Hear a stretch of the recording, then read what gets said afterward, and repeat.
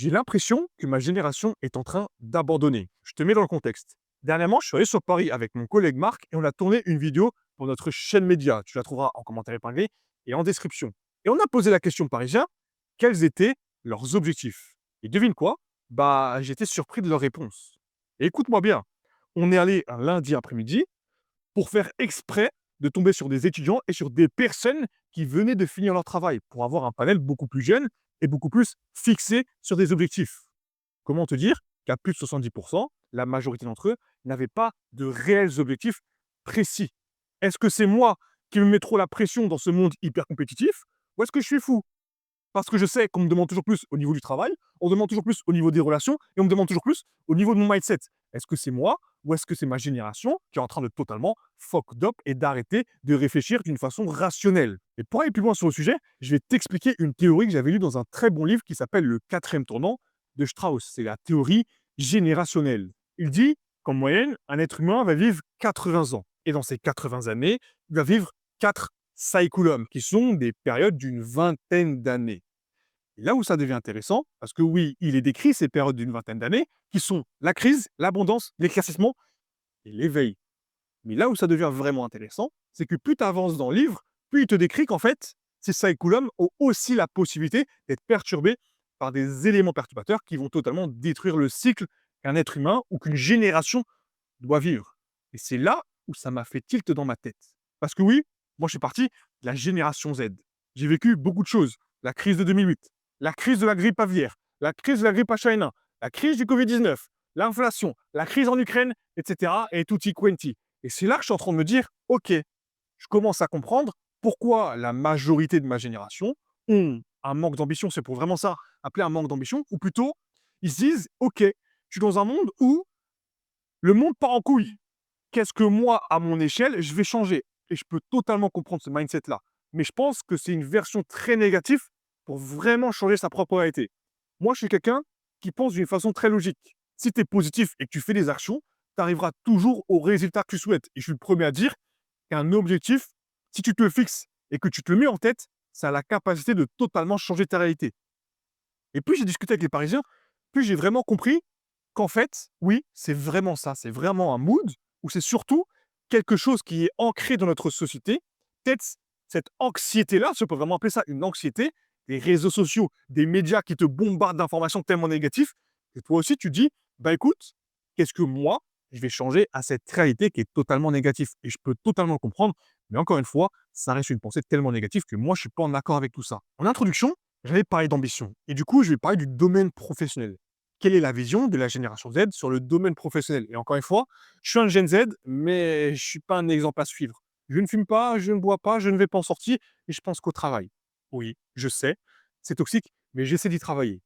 Ce que j'ai compris et ce que j'ai analysé, c'est que la génération Z a trois visions. La vision parentale, la vision des parents qui s'en sont tués à la tâche pendant des années et des années pour un salaire de misère et une retraite de misère, la vision des médias qui te disent oui, la génération Z, vous êtes tous des flemmards, vous voulez tout, mais vous ne voulez rien. Vous faites votre contrat et vous vous barrez. Oui, un contrat est un contrat. Et la vision des réseaux sociaux, qui est pour moi la plus toxique d'entre elles. On te dit, tu vas travailler 10 heures par semaine, tu vas être à Bali, tu vas être à Marbella, tu vas être à Punta Cana, tu vas devenir ci, tu vas devenir ça, tu vas faire énormément d'argent et tu vas travailler 10 heures par semaine. Qui vous a vendu ce rêve-là, sérieusement? Parce que oui, un salarié lambda, il fait 35 heures par semaine. Mais un entrepreneur, il fait x4, x5. Et ça, c'est la dure réalité. Et encore une fois, moi, je vais parler de la productivité de la génération Z. Je dis haut et fort, la Gen Z est l'une des générations les plus productives que j'ai jamais connues. Il y a une loi qui s'appelle la loi de Parkinson. Elle nous dit que si tu donnes une tâche à faire avec un laps de temps, la personne trouvera le moyen de faire la tâche dans le laps de temps demandé. Je vais te donner un exemple farfelu, mais imaginons, je te demande d'écrire un mail hyper court, et je te donne 8 heures. Bah, tu vas écrire ton mail au bout des 10 dernières minutes. Bah oui, ça me paraît logique, parce que tu dis, bah, c'est tellement rapide à faire que j'ai ça à faire. Imaginons, tu changes ça, tu shiftes ça. Tu es dans une entreprise. Je vais vers un Gen Z, je lui dis, ok, tu as 5 projets à faire. Pour cette semaine, tu as 50 pages à écrire. Lorsque tu as fini le projet, tu as fini ta semaine. À ton avis, il va faire quoi? À ton avis, il va faire quoi? Il va dire, tiens, j'ai le temps jusqu'à vendredi. Non, non. Il va trouver un moyen de finir le plus rapidement possible. parce que je l'ai ancré dans la loi de Parkinson. Je ne lui donne pas de laps de temps. Je lui dis juste: «Tu finis le projet, tu te barres» et c'est là où il va se dire: «Attends, là, ça devient intéressant». Ça dit que si je charbonne pendant 48 heures, j'ai 72 heures où je peux faire ce que je veux. Tu commences à comprendre. Si tu ancres ça dans n'importe quelle génération et c'est pour ça que je dis que la génération Z est hyper productif, tu leur dis ça, ce seront les premiers à te finir la tâche le plus rapidement possible et même moi, quand j'ai essayé, j'étais surpris du résultat. Je m'attendais à rien, mais j'ai été putain de surpris sur les résultats et ça m'a choqué carrément. Je me suis dit: «Ah, eux, s'ils veulent vraiment, ils vont me donner la tâche». C'est ça qui est hyper intéressant. Si je devrais faire une conclusion sur le domaine professionnel, c'est que la génération Z voit le domaine professionnel comme une prison. Oui, oui, tu as très bien entendu, comme une prison, littéralement. S'ils ont fini la tâche, pourquoi est-ce que tu leur laisses pas le temps d'aller manger, d'aller fumer, d'aller se reposer un minimum avant de leur redonner notre tâche? Je comprends pas. On est des humains. Mais moi, des fois, quand j'utilise ça, je me dis: «Mais attends, il a fini la tâche plus rapidement que moi j'espérais qu'il la finisse». Même moi, j'étais surpris. Donc je me dis: «OK, si tu arrives à bien», on va pas dire les dresser non plus, mais comment dire ça? À les coiffer sur le sens du poil et la génération Z, ils peuvent totalement skyrocket ton entreprise sans que toi, tu t'en rendes compte et ça devient hyper intéressant. C'est pour ça que je dis que la génération Z a l'impression que le domaine professionnel est hyper toxique parce qu'on leur laisse jamais le temps de respirer et ça devient une prison. Ils n'arrivent pas à trouver du temps pour eux et ça, je peux totalement comprendre. Aujourd'hui, on est un peu dans une génération du bien-être. Il faut prendre soin de soi et ça, je suis totalement d'accord avec ça. Mais attention, je pars du principe aussi qu'il faut travailler pour atteindre ce que tu souhaites vraiment atteindre et ça restera toujours ma vision. Tu peux être en accord avec moi ou tu peux être en désaccord plutôt avec moi. Qu'est-ce que tu souhaites en débattre? Tu as les commentaires pour ça. La dernière chose où j'ai remarqué que ma génération est en train d'abandonner, eh bien, c'est dans le domaine des relations parce qu'on a 3 visions différentes. La vision des parents, parce que oui, nos parents ne se sont pas rencontrés sur Tinder, sur Snapchat, sur Instagram, sur Bumble ou encore sur Glidden. Non, non.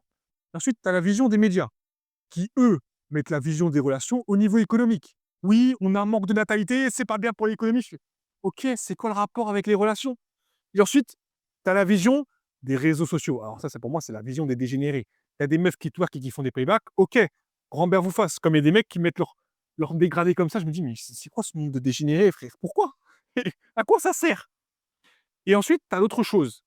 Tu as l'hyper compétitivité que nos parents n'avaient pas. Nos parents se sont rencontrés dans leur cercle social. Parce que oui, comme je t'ai dit, il n'y avait pas les sites de rencontres, il n'y avait pas les réseaux sociaux. Aujourd'hui, moi, en tant qu'homme et en tant que femme, je sais que je peux avoir accès à des filles qui sont à Madrid, qui sont à Dubaï, qui sont à Punta Cana, etc., etc. Une fille, c'est la même chose. Elle peut avoir accès à des mecs qui sont à l'étranger, etc., etc. Donc la compétition sera toujours plus rude. Mais là où ça devient problématique, c'est là où notre cerveau va rentrer en jeu. Parce que oui, là où les réseaux sociaux ont amené un confort et un désir et une influence extrême, ton cerveau va te pousser à cette pulsion-là. C'est pour ça qu'aujourd'hui, la hook-up culture, coucher à droite à gauche, existe. C'est à cause de ton cerveau et à cause de l'influence qu'ont les médias sur toi, surtout les réseaux sociaux. Moi, je pars du principe que les réseaux, les médias et la vision qu'on a eue de nos parents ont détruit quelque chose en nous. Dans le sens où on ne recherche plus à avoir une relation stable, mais on recherche plutôt à avoir le désir, l'envie et surtout le besoin, la pulsion. Je trouve que c'est vraiment problématique. Moi, j'ai remarqué, hein, avec mon peu d'expérience que j'ai, encore une fois, hein, moi j'ai que 26 ans, je pars du principe où la meilleure chose que tu puisses avoir en relation, c'est vraiment créer un lien émotionnel avec une personne du sexe différent du tien. Ça, c'est vraiment quelque chose de différent. Et ce que j'ai souvent remarqué dans mon expérience, quand toi tu es un mec et tu sors avec une fille, sans que tu le remarques, elle deviendra comme toi. Ça, c'est la vision que j'ai et c'est surtout ce que j'ai remarqué. Moi, ce que je veux dire et le message que j'ai à ma génération, c'est que essayer de créer un lien avec une personne et tu verras que toutes les émotions, toutes les choses que tu vas vivre vont être décuplées lorsque tu es avec cette personne-là. Ça ne sert à rien d'abandonner, ça ne sert à rien d'être dans la black pill, ça ne sert à rien d'être dans le mouvement incel. Je vais te dire une chose, si tu veux avoir une navette sur une personne, tu regardes juste son Instagram. Et moi, la guerre des sexes, j'en ai strictement rien à faire. Donc, je mets les hommes et les femmes dans le même panier. Je regarde ton Instagram, que tu sois une femme ou un homme, je sais déjà comment tu réfléchis. Je sais déjà comment tu vas analyser les choses. Parce que les red flags qu'on te dit sur les réseaux sociaux, pour moi, ce ne sont pas des red flags, ce sont des patterns autodestructifs. Et je sais qu'il y en a pour les filles et il y en a pour des hommes. Parce qu'on est totalement différents au niveau psychologique et au niveau biologique. Ceux qui vont dire le contraire sont totalement sous LSD ou sous drogue. C'est pas possible. L'égalité n'existera jamais entre les deux sexes. Moi, je pars de ce principe-là et c'est ma vision à moi. Vous allez dire, ouais, je suis répile. Non, je suis pas répile, j'en ai strictement rien à faire de cette guerre-là. Juste comprends une chose. Si tu veux rencontrer quelqu'un, ça sert à rien d'abandonner, de se dire, oh, mais je vais jamais la trouver. Parce que tu te mets dans un mindset négatif. Et si tu es dans un mindset négatif, tu vas attirer que des personnes négatives. Ça ne sert à rien de réfléchir comme ça. Arrêtez de vous apitoyer sur votre sort. Arrêtez de vouloir abandonner. Tu continues, tu continues, tu continues, tu continues et tu continues. Et tu verras, à un moment donné, tu vas pivoter une réalité différente. Merci à tous d'avoir suivi cette vidéo. Et encore une fois, ce n'est pas une vidéo négative, c'est uniquement ma vision. Tu peux être en accord ou en désaccord avec moi. Et encore une fois, tu as les commentaires pour en débattre. Et comme je dis toujours, prenez soin de vous. C'était Mickaël. Marche avec confiance, marche avec vérité. On se retrouve pour la prochaine vidéo.